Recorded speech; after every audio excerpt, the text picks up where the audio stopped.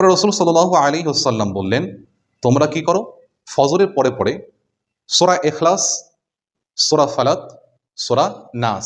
বলুন, সূরা ইখলাস, সূরা ফালাক, সূরা নাস, এই ৩ সূরা ৩ বার করে পাঠ করে তোমরা নিজের শরীরের মধ্যে দম করো এবং মাসাহ করো।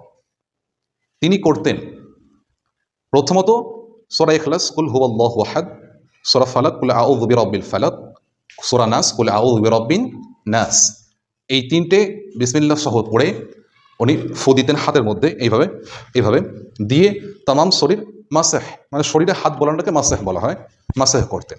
এইভাবে প্রথমত একবার, আবার দ্বিতীয়বার সূরা ইখলাস, সূরা ফালাক, সূরা নাস, দ্বিতীয়বার আবার সেম পর্যায়ে একই সূরা ইখলাস, কুল হুয়াল্লাহ, সূরা ফালাক, কুল আউযু বিরাব্বিল ফালাক, কুল আউযু বিরাব্বিন নাস, এই ৩টে সূরা ৩বার করে আল্লাহ রাসূল পড়ে নিজের শরীরে হাতে দম করে নিজের শরীরে মাসাহ করতেন।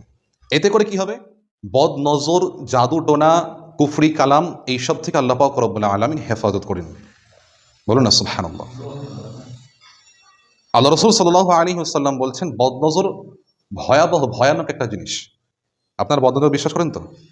বদ নজর বলছেন আল্লাহ রাসূল সাল্লাল্লাহু আলাইহি ওয়াসাল্লাম যে বদ নজর এমন একটা জিনিস যেটা একটা তাজা হৃষ্টপুষ্ট উটকে, ক্যামেল উটকে রান্নার ডেকচিতে এনে দিতে পারে। কথার মানে বুঝলেন? বদনজর একটা তাজা উটকে, জ্যান্ত উটকে, হৃষ্টপুষ্ট মোটা সোটা উটকে রান্নার ডেচকিতে এনে দিতে পারে। বদনজর এইরকম একটা ভয়াবহ জিনিস। মোটা সোটা বড় লম্বা চওড়া একটা উট, সেই উটের প্রতি নজর লেগেছে বদনজর, সে বদনজরে সে একেবারে সে মানে একদম ভেঙে পড়েছে, তার শরীর একবারে ভেঙে গিয়েছে, এমনকি মলমল অবস্থা। সেই সময় তাকে জবাই করে রান্নার পাতিলায় তাকে আনা যায়, এনে দেওয়া যায়। এটা হচ্ছে বদনজরের কুফর। বদনজর এই অবস্থায় আনতে পারে। এই বদনজর থেকে আল্লাহ রাসূল সাল্লাল্লাহু আলাইহি ওয়াসাল্লাম হেফাজত পাওয়ার জন্য তিনি বললেন যে তোমরা সূরা ইখলাস, সূরা ফালাক, সূরা নাস পাঠ করো। এই সকালে চলে গেল। এরপরে আমরা জোহরের দিকে আসি। জোহরে আপনি পড়বেন সূরা ফালাক, সূরা ইখলাস, সূরা নাস একবার করে, কুল হুয়াল্লাহ, কুল আউযু বিরাব্বিল ফালাক, কুল আউযু বিরাব্বিন নাস একবার পরে শরীরে দম করবেন। ঠিক আসরেও একবার পরে দম করবেন। মাগরিবে আবার যেমন ফজরে পড়েছিলেন ৩বার করে, আবার ৩বার করে পড়ে শরীরের মধ্যে দম করবেন। এর সাথে একবার করে দম করবেন। এবং আবার শোয়ার সময়, ঘুমাবার সময় যেমন মাগরিবের ফজরে ৩বার করে দম করেছিলেন, ঠিক সেই রকমই ৩ সূরা ইখলাস, সূরা ফালাক, সূরা নাস ৩বার করে দম করবেন শরীরের মধ্যে। তাহলে আমরা চেষ্টা করব বদনজর থেকে হেফাজত থাকার জন্য এবং কুনজর থেকে হেফাজতে থাকার জন্য।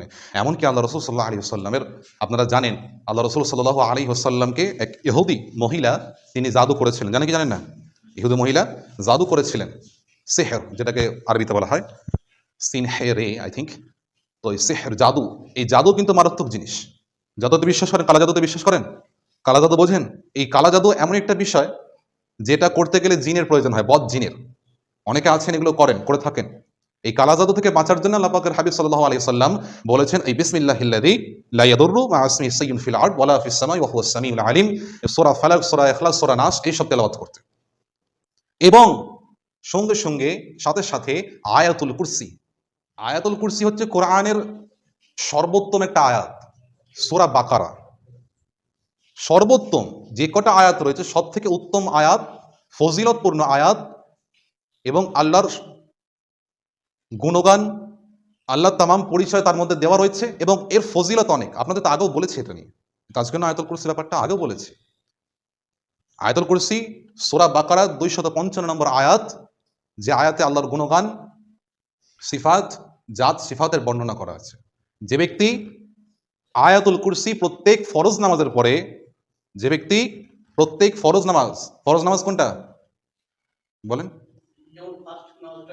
যে ফরজ নামাজ যেগুলো ইমামের পেছনে পড়া হয়, আদায় করা হয়, সেগুলোকে ফরজ নামাজ বলে।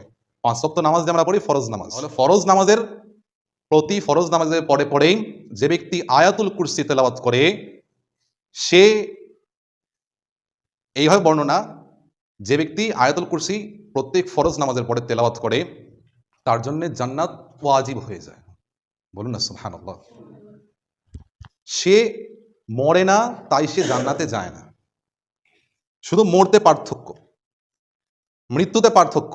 মৃত্যু বাধা দেয় জান্নাতে যাওয়ার, মৃত্যু বাধা দেয় জান্নাতে যেতে, মরলেই জান্নাতি। এটি ছোটখাটো আমল, ছোটখাটো আমল এটা? কখনো না। এর থেকে বেহতার কোরআনের আয়াত আপনি পাবেন না। আয়াতুল কুরসি, সূরা বাকারা 2 নম্বর সূরা 3 নম্বর পারার প্রথম পৃষ্ঠাতেই আছে। আয়াতুল কুরসি 255 নম্বর আয়াত, মনে রাখবেন। সূরা বাকারার 255 নম্বর আয়াত, সূরা বাকারা 255 নম্বর আয়াত।